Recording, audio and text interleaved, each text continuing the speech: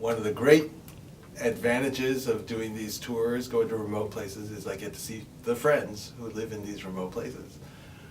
For example, Elizabeth Howard, who is a Beechwood friend. She came to a number of Beechwood events as the demand poet.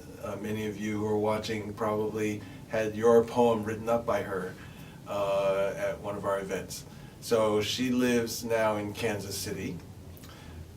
I was driving through Kansas City, so I stopped in at her place, met her kids, and had a home-cooked meal, had a great time playing board games, and she works at Unity Village, so she took me on a tour of Unity Village, which is the headquarters of the Unity Church. So that was a totally unexpected and wonderful pleasure. Other friends that I met in Dodge City, they drove a little bit to get to Dodge. David Woods and Ted Youngkless, who are professional friends from the music world. They came for the concert. They saw the big basketball arena converted into a concert hall with 800 kids. So that was pretty exciting for them. We had a great time catching up after a number of years not seeing each other. One of the interesting places that I visited was the Computer Museum in Bozeman, Montana. Of all places, I don't know why they would have it there.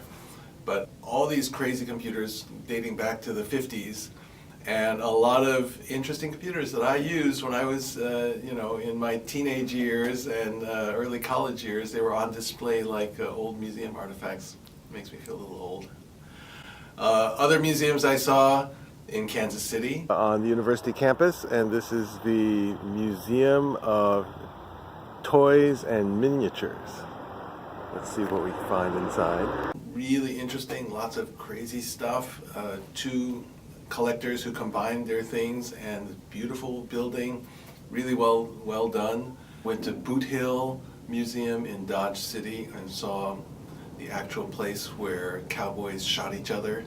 That's why you want to get out of Dodge, which I did. And I went to Liberal, Kansas, where I visited Dorothy. Here's me and Dorothy in Kansas. Say hi, Dorothy. Because that's where Dorothy is from The Wizard of Oz. And then I ended the tour with friends, staying with them in Denver.